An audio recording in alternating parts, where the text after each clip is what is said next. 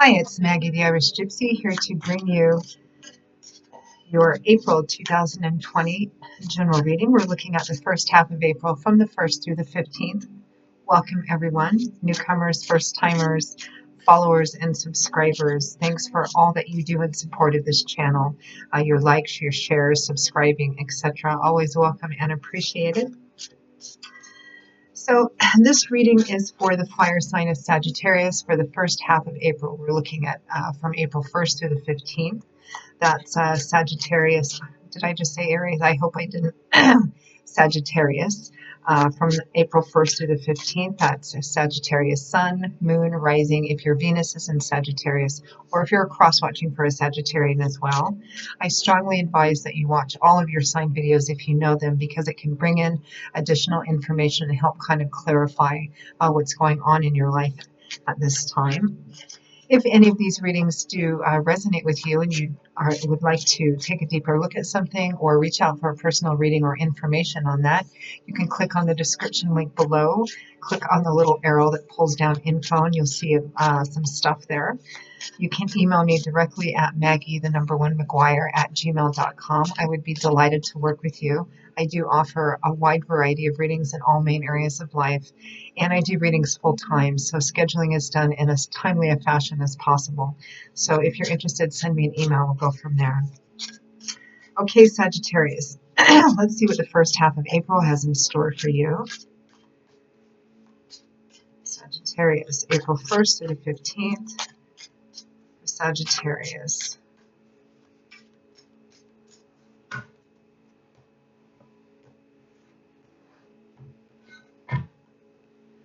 All right, Sagittarius, we begin with the Five of Coins,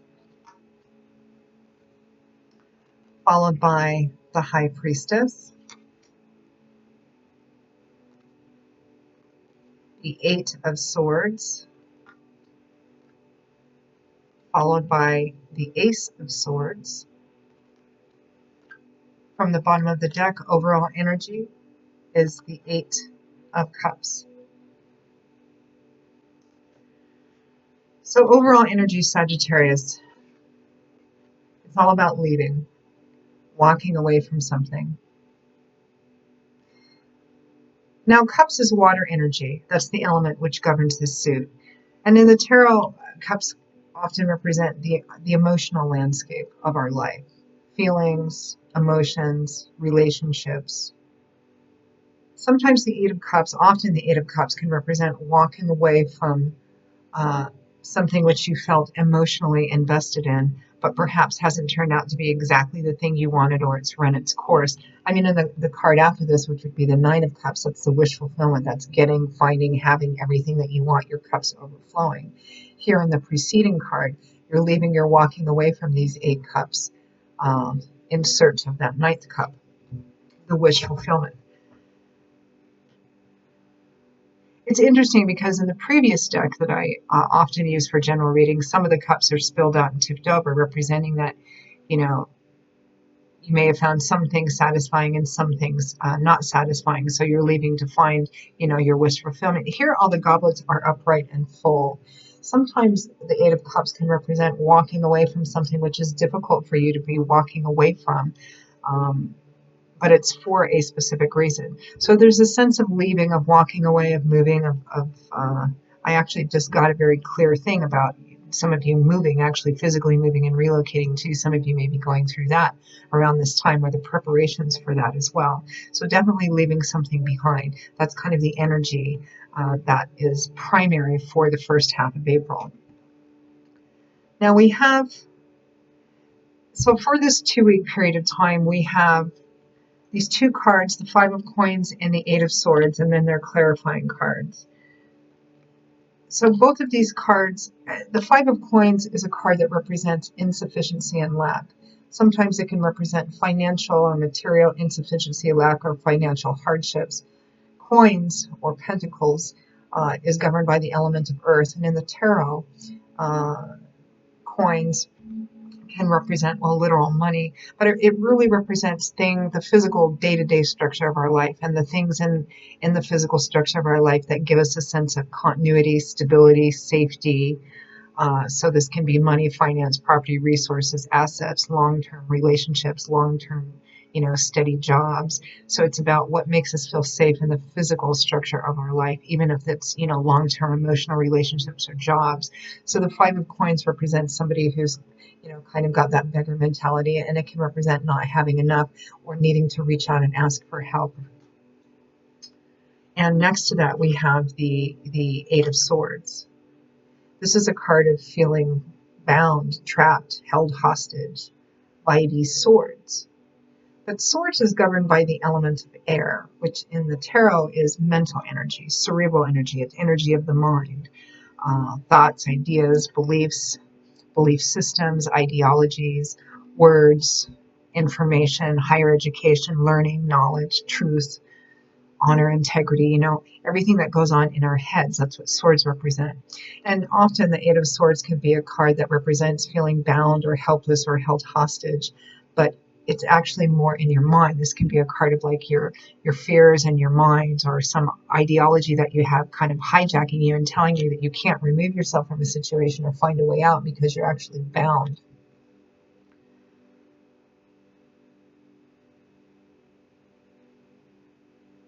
Your mind being your own worst enemy. So, but here's the thing, Sagittarius. I feel like whatever this situation is, especially looking at the energy underneath these cards, the clarifying cards, where we take a deeper look at what those cards mean, uh,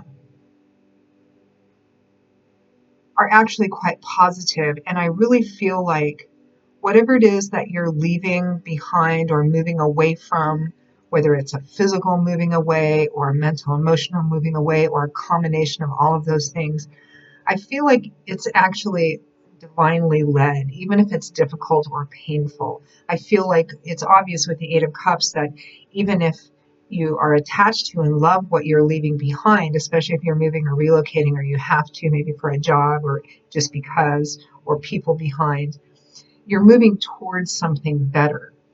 That's why we leave. That's why we walk away in the Eight of Cups, because we're looking forward, we're walking towards the Nine of Cups, the wish fulfillment, and the Ten of Cups, the happy home card, where it all finally coalesces and comes together in fulfillment.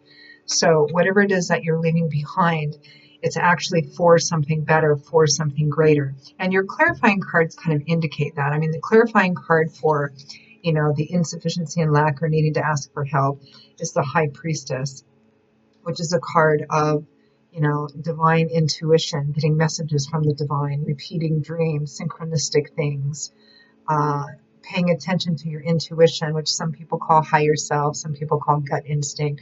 This is paying attention to that and letting it lead you. It's a quiet card because the High Priestess observes a lot and she listens a lot and she allows that to guide her, but she's not one that speaks a lot. She holds a lot of knowledge and wisdom and intuition inside of her, but she allows that to lead her.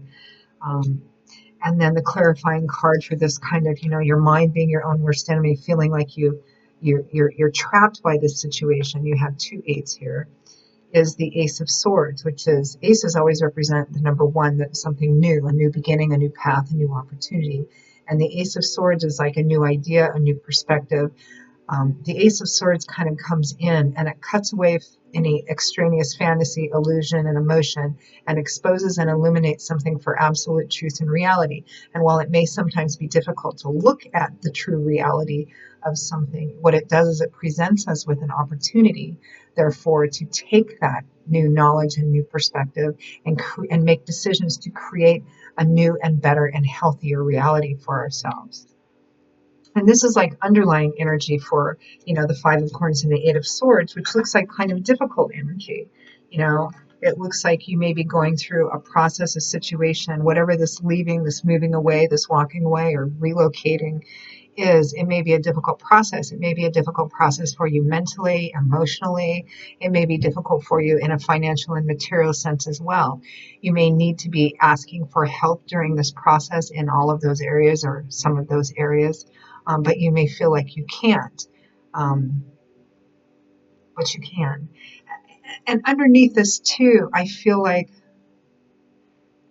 there's a sense I'm getting that some of you, especially if it's a physical moving or relocating, maybe for a new job.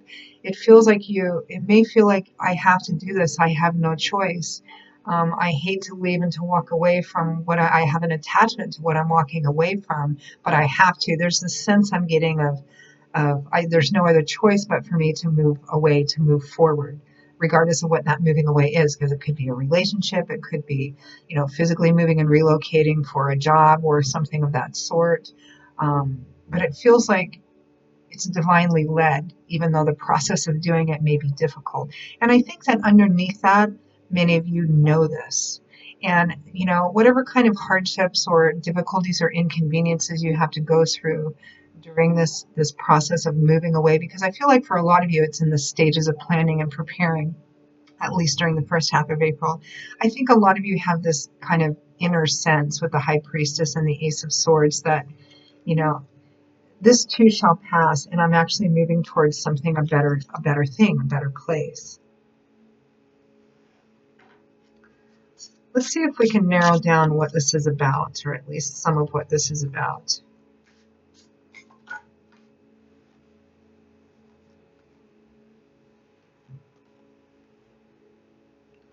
Well, the Tower.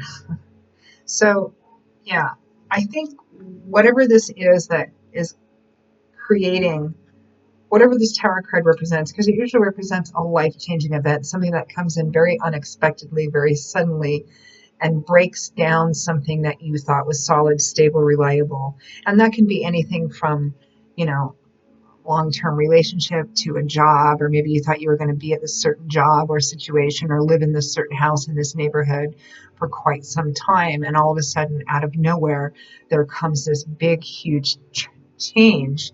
But the Tower is divine timing and orchestration. It's God's spirit, your angels, guides coming in and blowing something up and creating this huge life-changing event, which means that you're going to have to leave and walk. Something is ending. You're going to have to leave and walk away from something, but it's meant to be, because what comes after the Tower is meant to be for your own joy and fulfillment, for your betterment. And right behind it is the Ten of Cups, which is the happy home card. Which is interesting because here in the Eight of Cups, we're leaving behind these gobblets to find the Nine of Cups, which is wish fulfillment, and the Ten of Cups, 10 being the achievement or fulfillment of a cycle, and this is the Ten of Cups. This is often called the happy home or happily ever after card. The Tower can be very difficult to deal with, regardless of what event it actually is pointing to, and this is a general reading, so it's going to be different things for different people. What it's leading to is the happy home card, feeling like you're at that place where things have finally come together. There's love, there's peace, there's contentment, there's harmony, particularly where home and family means. Marriage, childbirth, again, moving, leaving, walking away. I do get the sense that for a lot of you, there is an element of physical moving or relocating, even though it was unexpected and sudden, and it may be sad for you to move away from people, places, situations that you knew and loved. And it's difficult, but it's leading you towards something really quite lovely and beautiful for your home and your family, whatever that means to you. So let's pull one final advice and guidance card for you, Sagittarius. Advice, guidance for Sagittarius on how best to navigate through this energy for the first half of April, and probably a little bit beyond here. Wow, my heart's just jumping right out. Three of Cups. The Three of Cups is a card of best friends, sisterhood, brotherhood, kindred spirits, positive connections, positive social connections in your community, getting out, having a good time. This card has a high social energy, but it's being around people that you really love, that you really care about, and vice versa. And this represents, both in a practical and an emotional, energetic way, what you're going to find helpful in kind of moving you through this process and getting through this process. So this can mean a variety of different things. Because this looks like for some of you it may be a very challenging, difficult process, and the details and intensity is going to vary because it's a general reading. But don't isolate, don't be a hermit, get out, spend time with the people, places, venues that make you feel good, that get you out, make you laugh and feel good, particularly for those of you who are moving or relocating. Spend as much time with the people that you love as possible, because it may be more difficult later on. This is this is the opposite of staying home and being a hermit. This is getting out and connecting. And also in a very practical way, if you need help, physical or practical help, maybe even financial or help, like if you're moving, packing, details or whatever it is that whatever the process of moving, leaving behind, walking away, whether again it's physical, emotional, your friends, the people that really love and care about you, are going to be a huge source of support, both on an emotional level and for some of you on a practical and physical level as well. So keep that in mind, particularly during this first half of April, Sagittarius. So Sag, that is your reading for the first half of April. I hope that it helped you. Uh, for those of you for whom it resonated. If it does, or any of the videos do, and you are interested in a personal reading, again, just click on the description link below. Feel free to email me directly at Maggie1McGuire@gmail.com. I would be most happy to work with you. I will see you all in a couple of weeks for the April 2020 mid-month general readings. Until then, as always, much love, joy, and blessings to you. And I hope to see you back here again soon. Take care. Bye-bye.